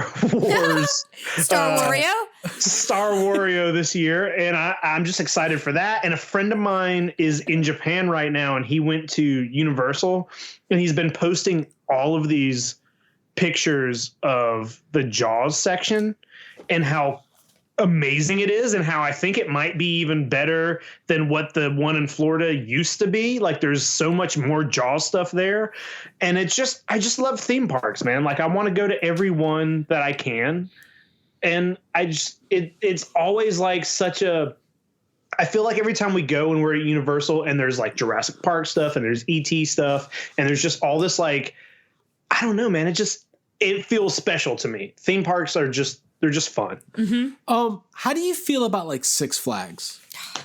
That's not a theme park. That's not what I mean. When I say theme park, I am not talking about like Six Flags, and I'm talking Busch about Gardens. No. Yeah, I'm talking about Universal Studios and Disney World. That's what I mean by theme park. The heavies, the top two. The heavies, exactly. Coca-Cola, not that fucking Pepsi, bullshit. and Dr. Pepper. And I'm not talking about Wild Adventures and Busch Gardens and SeaWorld Bunny. and all that crap. I'm agreeing with you, but I fucking love Six Flags. I grew up. I don't think I ever had a season pass, but I absolutely loved going there. So I'm gonna stand against both of you. It's awful. You both make fun of it. I liked it. It's awful. Well, I haven't been back since as an adult. I haven't been since middle school. Maybe there is some fun, but it's just like They have the Riddler. Disney World and Universal Studios. They stand apart because they have a bunch of stuff that we like. They have a bunch of stuff that we're like nostalgic for. Like Six Flags is just roller coasters, so I don't give a shit about that. Yeah. Cool. All right. Just trying to think of something Six Flags has, and They got you. There you go. The Tasmanian Devil. There you go. Taz, you can get one of those really cool, like Jamiroquai Dr. Seuss hats at any vendor at Six Flags. So now we're going. So now you got to go. All right. My number 3. Yeah. Seinfeld. Okay. Of 2019. Yes. Literally was watching that right up until the second we pressed record. I don't need to go super hard on this. I love it. I've always loved it. I will always love it. I watch the same episodes like daily, and I don't care. It's just great. It's. And the other thing is, like, when I watch it, sometimes you have shows that you just kind of keep on in the background. When Seinfeld's on, I'm watching. Yeah. And I'm enjoying. Yeah, you forget what you're I'm doing. quoting along. I'm saying things like, "This is all lock it in." What was it? There was something over the weekend. Like, we talk about Seinfeld a lot, but something happened. Oh, was it manure? Yeah. I don't remember Craig, like, this happened twice. Like, me and Craig, we were hanging out, Abby, I think while you were at work. Uh-huh. And we were just walking into a Target, and I don't remember what started it, but as soon as it, like, one of us said something, and then both of us instantly went into the whole manure thing. Yeah. That's one of the best episodes. And every time that you start quoting Seinfeld, it starts like playing inside of your head. It just puts you in a better mood. It's literally like the best. And I agree with you, Craig. I'm grateful for it too. Yeah. No, it's great. I mean, look, You either like it or you're an idiot. You either like it or you think Friends is better. You're an idiot. Hey, I like Friends too. But You can like both, I guess. you can go both ways. No, I love Seinfeld. All right, Abby. Yo. Number two. I wrote down a fun new name I created that is Eric Jason Reichman. That's my mashup of Eric Reich and Jason Reitman. I'm thankful for both of them, and I'm thankful for Ghostbusters 2020. And I don't need to go into full detail besides because we talk about the new movie that's in the works right now. It's being edited and the direction that Jason Reitman's taking it. I think you all know my feelings and Craig and Jake's feelings, but I will say that having been through the roller coaster and the ride that was 2016, I'm really happy to be in this place. I'm happy for all the new things that came out of the new movie this year. There were parts of FanFest that I really enjoyed for sure, and seeing the new cast interacting and posting photos is really exciting. And knowing that my favorite franchise is in the hands of somebody that I can trust and that I look up to and admire and think is very funny and talented. I'm really excited about that. And also having Eric on the team with him. He's a very, I don't need to go off on him. Just Ghost Corps in general. Yeah, Ghost Corps in general. Yeah, they understand the fan base and like reach out and are very communicative, and I appreciate it. And I'm thankful for them both. There you go. Yeah. Yep, I agree. Cool. Jake? Yo. So the fact that I'm thankful for the fact that Sam Neill and Laura Dern are coming back to Jurassic Park. And I don't care, like, it doesn't matter what anybody thinks of Jurassic World and Jurassic World Fallen Kingdom. And who knows what this next movie is going to be like. But just the fact that Jurassic Park, one of my favorite things of all time, is like happening again. And it's like, you know, we're having a fresh new thing. That is exciting to me. And the fact that those two, Jeff Goldblum's coming back too. Yeah, but he's kind of been around. Seeing like Grant and Ellie come back that's very exciting to me. Yeah, it's pretty special, right? Yeah. I mean, it's like, still, and part of me is like, yeah, I'm worried that the movie could suck. Mm-hmm. It might, you know, but part of me doesn't care because it will still be cool to see them. Yeah, I agree. I'm grateful for them too. It's like it's like family coming back. Yeah. I mean, I think family that you like. Yep. Right. It makes sense. Like, it's special if they're going to wrap up this trilogy. I thought you were going into a Dan Aykroyd. I could. The studies they're doing in the I want to master a Jeff Goldblum impression, but I'm not going to even attempt it. No, man, it's really great. I'm excited that they're coming back, and it'll be interesting to see how much this movie feels like the third of a trilogy of Jurassic World, or if it really feels like they're kind of like going back to the beginning, and it's going to have. I don't know if you can ever really recapture what Jurassic Park had, because probably not. Like, I'm not expecting that. You know, I don't have like hopes that this is going to be a masterpiece or anything super crazy. I just like I don't even have expectations that they're going to be in the movie very long. I don't know what they're planning on doing, but it just feels nice. And those two characters, I think, have always been two of my favorite characters in all of cinema. They're both really great and fun and endearing, and I wish I knew them in real life, and it's cool that they're gonna bring them back. Sam Neill's a great like Instagram follow or whatever. Like, he just seems like, I think he's like in New Zealand. I know he sells wine and stuff, but he's always taking pictures with really cute exotic animals, and like, I agree. I wish I knew him too. Maybe we will. We you know what? I've been thinking about it. We should have him on the show. Yeah. My yes have some goals. Sam Neill and Laura Dern on the show. I have a feeling like they're kind of alluding to like this could be like Laura Dern's movie. Shit, like, dude. And who's cooler than Ellie Sattler, except for in Jurassic Park 3, but we won't talk about that. Where she's like, I'm a family woman now. We watch Barney. Yeah. But dude, if we get them back together on the podcast, we have to do it like The Parent Trap and like recreate their first date. Yeah, not tell them, but just like Craig will be on the violin and Jake, you and I will make them dinner. Yeah. Like we're trying to get Sam Neill and Laura Dern, like clearly they're friends in real life, to like oh, hey, you guys haven't seen each other in 20 years. They're like, look how good she looks. Laura Dern's like, I just posted a picture of the two of us on my Instagram. I hope that they can tap back into the original character dynamics of Alan Grant being a little bit crankier and Ellie being a little bit more of an optimist, and Ian Malcolm going back to like, we've seen Ian Malcolm on screen 3 times and he's a different character in all 3 movies.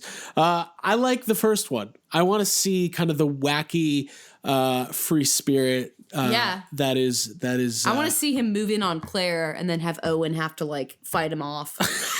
So I think that might be fun. Okay. Jake's the only person Jake's who's like, that's not what I want to see. Jake's the only person in the world is like, I hope Chris Pratt dies in the next Jurassic Park. Yeah. Owen dies first 5 minutes of the movie. By Jeff Goldblum's hand. Yes. And he's like, all right, new Owen. They have a duel. All the Raptors just start respecting him. He's like, he got closer and I killed him. That's chaos theory. Who could have predicted that I would have murdered Owen Grady? Wait, is that his name? Is it? Yeah. Hey, I'm not sure if it's Grady. Hey, it's Owen something. All right, cool. My number 2. Are we ready? Yeah. Vintage Star Wars toys. Yeah, it's Owen Grady. Yeah. I am obviously a fan of Star Wars. I've collected Star Wars toys. I've been doing Black Series for a couple years. I've started dabbling in vintage stuff. I mean, it's not like it's brand new to me. I've been what was that? We have to at some point. Abby just started waving her hand at her computer. You said we will be picking the best ones to read on this week's episode. So after we're done. All right. We're not done. I thought you should just forgo your number 1 and read the listeners. There you go. What was I saying? Yes, vintage Star Wars. I've picked up Steam. And you guys were with me as the Steam was being picked up recently at the Retro Toy Con. It's a Dr. Sleep reference. Are you taking Steam? I was taking Steam. I was taking a Steam bath. Seinfeld reference. How about... Okay, I have to go back. Funniest line of all time, when they're in the sauna, Kramer, George, and Jerry, they're all sweating it out, and Kramer goes, "Ooh, it's like a sauna in here." Anyways, Jake, you have seen my Star Wars collection start to kind of come into its own, and even you observed over the weekend that it was looking pretty good. Yeah, I'm getting a little annoyed with it, to tell you the truth. It's starting to look a little too good. So we talked about it in the video we posted on YouTube, but one of the things I picked up this weekend was the original 12 figures with the collector's stand. Now, if you're not familiar with vintage Star Wars, the first 12 figures that came out were, let's see if I can do it without looking at a list. Han. Count me off, by the way. Okay. Ready? Han, Leia, Luke, Obi-Wan, Darth Vader, R2, C-3PO, Sandperson, Tusken Raider. Not back then. Sandperson, Jawa, Stormtrooper, Death Squad Commander. How many is that? That's 11. Who the fuck am I forgetting? All right, who cares? Oh, yeah. Chewie? Chewbacca. There you go. Fuck yeah. I remembered it. God damn it. I figured the best one. Okay. There's literally a picture of him right there. So those are the original 12 figures, and I got it with the collector's stand. And none of them had weapons, though. I take that back. Obi-Wan, Luke, and Darth Vader all do have their original lightsabers, but the tips are broken on all 3. So the other figures that come with blasters did not have their original weapons with them. And my original thought, what I told you guys at the toy show was, I'm going to get reproduction weapons. I'm not going to go down they're basically indistinguishable. The only person who knows if it's a repro or a regular is you. And I was like, I can't go down the rabbit hole of buying original weapons. It'll get too expensive, blah, blah, blah. Anyways, I threw all that out the window, and that night I started buying the original weapons. As of today, I've made all of my purchases, and I will say they are not as expensive as I thought. I was thinking some of these blasters were going to be $30, $40 a piece. They're not. I got the Jawa blaster. I got all the other blasters for $10 to $17 a piece. So it was like $5 total. I've probably dropped another $70. The only one I don't have is Leia's, because I figured this out. I could not figure out why. This is me learning vintage Star Wars as I go. Why is Leia's blaster so much more? Yes, everybody loves Carrie Fisher, but for the most part, in the first releases, they made Imperial blasters and Rebel blasters, and those were the only two. So the same weapons would come with a lot of the figures, so there's more of an abundance. But Leia had a special, she's got the longer blaster like she uses in the movie, and it was only for the Leia figures, so therefore they are more rare and they're more expensive. What I'm saying is, I'm not quite ready to shell out $50 or $60 on Leia's blaster, but I am so grateful and so thankful for vintage Star Wars because it is a vast world. You're never going to be done with your collection. There's hundreds of figures, play sets, collector's cases, vehicles, variants, and I'm going to make a statement right now. I will, and you guys know what this means. What does it mean when Craig makes a statement? That it's usually going to come true. No. It's a bold proclamation. Then when I make a statement about what I'm not going to do, I almost always immediately Dude, I knew. Yeah, when you said that you weren't going to worry with the real weapons and that you were just going to do, I knew immediately you were full of shit. Well, there you go. Nice. That's how friends know each other. Yeah. That's how. Yeah, for sure. Yeah. It's like when Jake calls and goes, I think I'm going to be taking a little break on toys for a while. I'm like, okay. I will never, ever collect on-card vintage Star Wars figures. I understand that. It's too expensive. After seeing the prices at that retro toy con. If you want, like, it was pretty crazy. Yeah. It's pretty crazy. And here's the thing. You can get some of that stuff like when fairly beat up packaging at reasonable prices. But if you're trying to collect like mint on card stuff, like forget about it. You're a goner. I'm not going to do it. I'm very happy with what I got so far. I've got play sets. I've got my new Millennium Falcon. I've got my Y-Wing. I've got my Wookiee forest. Wookiee forest. Jesus Christ. my Ewok forest. Oh. Big fan. Guys, I'm Big so fan. They should make a Wookiee forest from episode 3. Dude, the holiday special. I've got a lot. I'm excited about where it's going. I love that we get to go. And we had this moment again at Full Circle Toys where I was buying a Jawa and I asked the girl if it was a reproduction weapon. And Jake, you heard it. She got upset. Yes. She was offended. Dude, it's like asking a server if everything's made in-house. Or like, are these frozen? Yeah. Well, you can't do that. I mean, she was I respect her. Everything we have is original. We don't do reproduction. I respect that. I was like, all right, calm down. She's like, you should know. You guys have spent a lot of money here. You should know better. You knocked over a lot of shit. I knocked over a lot of stuff. Okay, cool. So I'm grateful for my emerging collection, and it's kind of put Power Rangers on the back burner a little bit. I'm not gonna lie. I'm still into it, but not like I am. Like, well, something about having a giant Watto in our living room, it just kind of keeps you wanting to collect. Yeah, it's true. Yeah. And plus, I mean, with Mandalorian and Rise of Skywalker and Daisy Ridley doing really bad rapping on Jimmy Fallon. Stop it. Jake, what did you think when you watched that? It was the worst. It's almost as bad as The Last Jedi.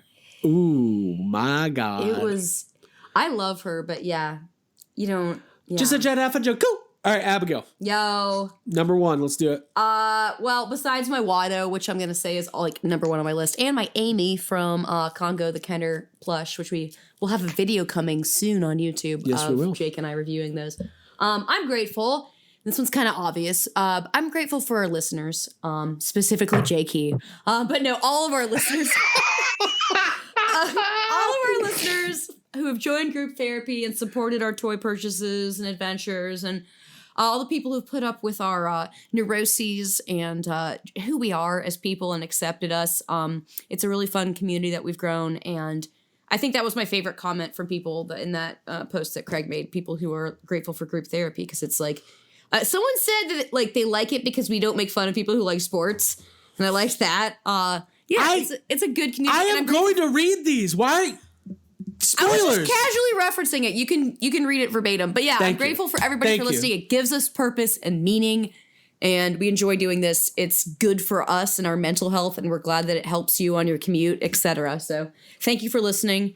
And also you and Jake and Craig, love you guys. Thank you. Special. I completely agree with that. I agree with all that. I love group therapy. It's my favorite thing. I love that Facebook group. I love everybody who supports us by listening, by subscribing, by commenting, watching the videos, downloading the podcast, being on Patreon, like whatever it is. Like we very much appreciate your support, and we kind of talked about it when we were talking to Matt Provencal earlier. We kind of started to have a voice when Answer the Call was being made. But if you thought 2016 was crazy, 2020 is going to be the most insane year of all of our lives. And we're happy that everyone's going to be on the ride with us. Mm-hmm. Yep. So is that your number one too? No, it's not my number one. Okay. I like our listeners. I'm not going to be my number one. Just kidding. I love you guys. I love you guys. All right, Jake, go for it. This maybe is my number one. Okay. Whoa. I didn't have these in any kind of an order here. But I think I saved the best one for last. It's the Loch Ness Monster. Oh, okay. I've been doing like a lot of Loch Ness Monster research lately. Just been really diving deep into the whole like myth and the craziness of what is happening over there, and just the fact that I feel like everybody takes the Loch Ness Monster for granted, and everybody, it's like, because it's one of those things that's like it's been around, forever. Like there's been like theories and sightings our whole lives. Like it's just always been a thing. Yeah. So it doesn't seem weird. But it's like, listen, there is a place in the world where people really think there is a monster. It's just like, and I don't think there is a monster, but it's just like the fact that that is a thing, that there's a place in the world that's famous because people keep seeing an unexplained thing there. Mm-hmm. That's so cool to me. Like, it's just like the whole idea behind, like, even if I don't believe people are seeing what they think they're seeing or whatever, it's just fun to me. It's cool that it exists. I've been like watching all these like documentaries, and I listened to this podcast about the Loch Ness Monster, and they were kind of just giving the facts and talking about the history of the lake itself, and talking about all these times people have tried to find the Loch Ness Monster and what kind of proof or non-proof they have come up with, different sightings, different like hoaxes. And it's all like really weird and interesting. Like whether you believe it or not, just the whole thing is just an interesting, fun topic. True. And I love it. And I kind of want to take like a year off of my life and just maybe move start a out there and podcast. just Dude, live there. With the amount of pizza I've been eating, I've been taking a year off my life. I really like pizza. It should be my number Is one. that your number one? No, well, it might be. Jake, I agree, man. When I was a kid, it's weird because I don't have this inclination as much anymore, but like I used to go to the school library every day. Anything about Loch Ness or Bigfoot or any kind of like urban legend or myth, Freddy Krueger. I'm trying to get my pitch in. I loved it. I was obsessed, and like, man, I guess I don't really ever think about it. There's a whole world of like podcasters and all that kind of stuff that dedicate a lot of time and research to that. And it is really cool because I think, I don't want to speak for you, but for me, the thought of something existing that is unexplained, that we haven't discovered yet. That's why the ocean is so fascinating, right? Like the fact that there are species deep in the bottom of the ocean or in space or whatever that we might never even know about. Like that's cool. Yeah. I like that. Mm-hmm. I respect it. I respect your Loch Ness. Uncharted territory. It's like everything behind Star Trek and all that to discover things. Yeah. And it's also just the fact that like whether or not, so like, let's just say that there's not a dinosaur living in the lake, right?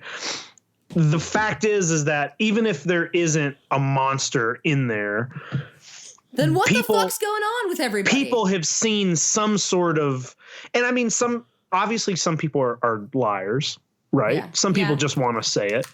But it started some way, and there are people who claim to see something unexplainable. So there's like something, at least, and I'm not saying it's something like supernatural or there's something within this giant lake that is causing people to be like, well, what are we not seeing here? So it's just, I don't know. It's cool. It is cool. Dan, like the hateful coyote. Right. And I think a lot of people, in my research that I've been doing here, like reading and watching stuff about the Loch Ness Monster, there is a big group of people who have kind of come to a common conclusion that is realistic, that a lot of people are just starting to accept as what they all think is happening. Yeah. It's Baby Yoda. And it makes complete sense, but it's not like, but it's still like a cool. Is it a clone? A lot of people think it's a clone. Jake, would you say that Nessie is your bestie?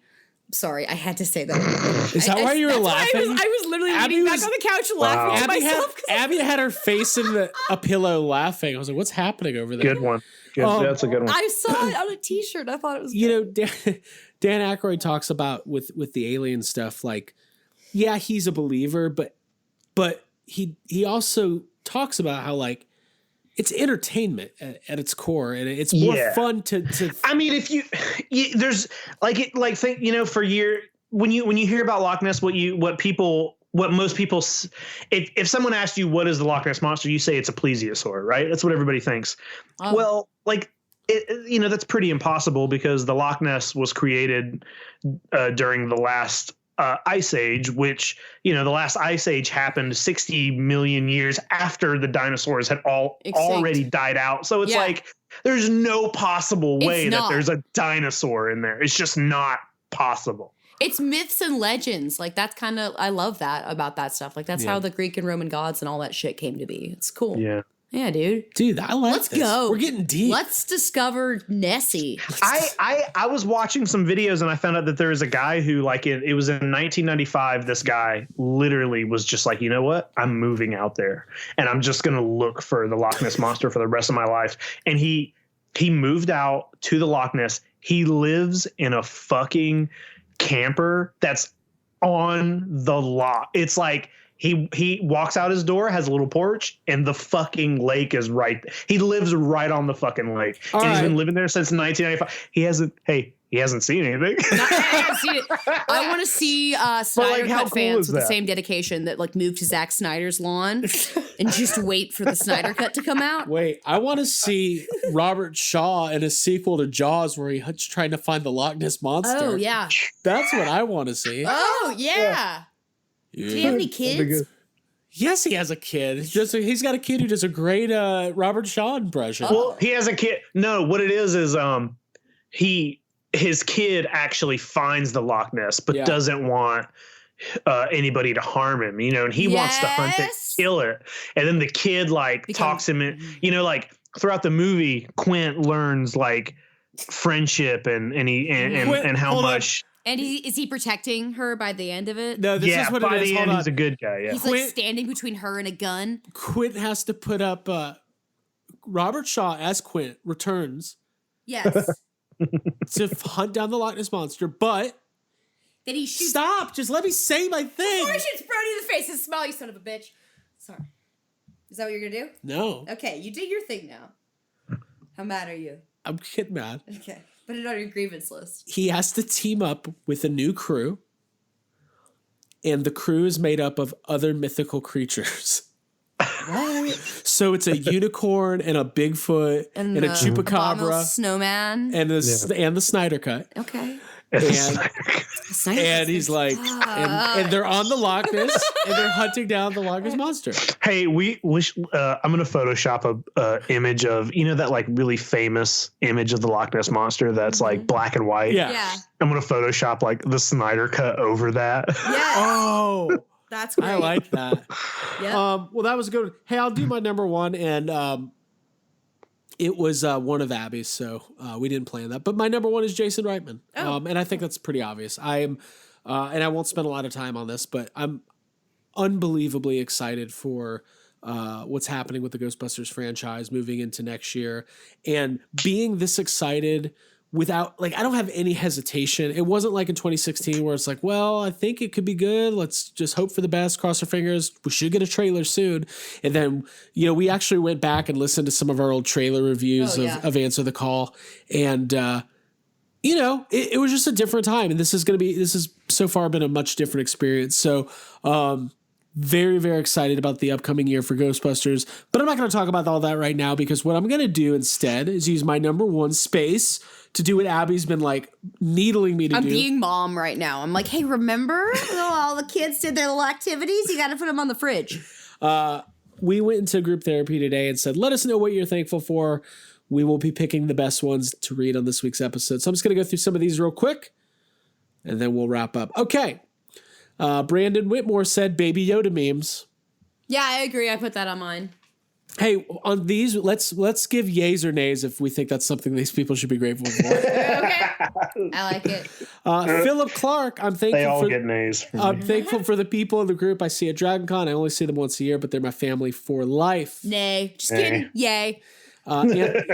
Anthony Blunt said Jason Reitman. Yay. We agree. Owen Triolo says, legit thankful for this group. I've found such a welcoming community, made some awesome friends. Great to have a place to stress and share the obscure, geeky things I love. I love the things we talk about, and I've discovered some amazing toy lines and movies because of the group. Thankful for everyone. YHS for life. Listen, hey, I was talking to Owen earlier today. So was I about Star Wars He's toys. never seen Congo, and he said he didn't even know that it existed until he heard us talk about it, and I'm so excited for Owen to watch That's pretty Congo. cool. That's pretty wow, cool. that's cool, man. This is the one Abby was referencing. Philip Oliver. People that understand it's okay to like sports and fandoms. The snarky, what's that sports attitude is dumb and annoying. I agree. He ain't talking about me. Fuck sports. Jake's like, what's a sport? What's a sport? Fuck sport. You mean like Congo? Open-minded. Yeah. Congo's a sport. Congo collecting toys? Yes. Larry Cry. Sorry if I mispronounced that.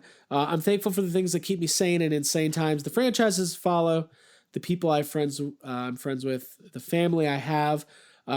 Ryan Dole says, I'm thankful for Abigail and Hal, who bought toys and cool shit with me in Orlando, so I wasn't alone. I'm thankful for Ryan because he just sent a picture of, I assume this is E.T. in a Star Wars cameo, which I didn't understand or know when I was filming my YouTube video. Thank you, Ryan. Yeah, we went to that toy store. Jake and I did not buy anything. It was very upsetting. And I never got my tea kettle. This is upsetting for me too, Ryan. Rob Sosby, thankful for disposable income to keep me #Craig Strong. Hell yeah. I like that. Like, yes. And also thank you to Rob for bringing us a couple treats in South Carolina. Yeah, this I got weekend. some, a 100%. pin set, a set of Stranger Things Nike pins that came with the shoes. Yeah, I'm gonna put. I got a Rob. bootleg Star Wars toy. I'm gonna post a picture of very soon. Oh, it's amazing. Jeff Wisnot, I'm thankful for friends and family, my extended GB South Carolina family. Calico Chris, that's just a cool name. Yeah. I'm thankful to be tattooing again after almost 9 years away from the business. My mental and physical states, besides my back, Jake knows what I mean. Do you, Jake? Yeah, I do. Okay. It sucks. Haven't been good in years. Sometimes you just got to do or do not owe, and Baby Yoda. Yeah. Hey, congrats, Calico Chris. Get back on tattooing. That's good. Jason Smith, a few days off with our son. Speaking of, Craig, what were your thoughts on the Walmart Vintage Collection TIE Fighter and the Jabba's Palace playset? Well,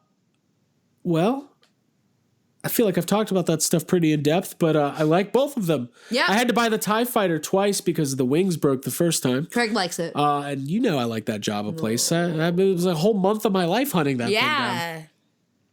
Loves it. #shopping season. Ooh, I like that. JD Raymer, thankful for YHS Podcast during my crazy long commute to work. JD, we thank you for listening. and Going to work to make that barge money. Ooh, yeah. Dan Harshman is thankful that he hasn't keeled over and died. That's neat. That's neat. We're thankful for that as well, Dan. Yeah. And Staying Matt alive. Provencal, who was on the show tonight, I'm thankful for, we talked about this, all the Ghostbusters podcasts that get along now.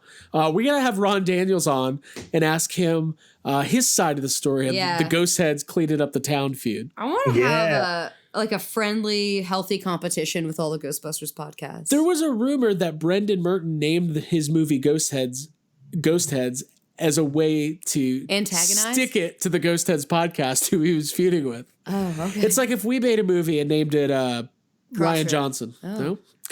Okay. Crossrip? Crossrip? Are we feuding with the Crossrip? No. Never. I want to play a basketball game against them. I've always thought that would be fun. Like a charity basketball game with special t-shirts, with sell tickets. I just really want to see you guys. No, we shoot a ball, and if you miss it, it's an out. Yeah. Like horse? No, it's not like horse. Wait, we played even basketball. Can we please do that? Wait a minute. Are you talking about the first ever Yes Have Some interdimensional cross rip Basketball.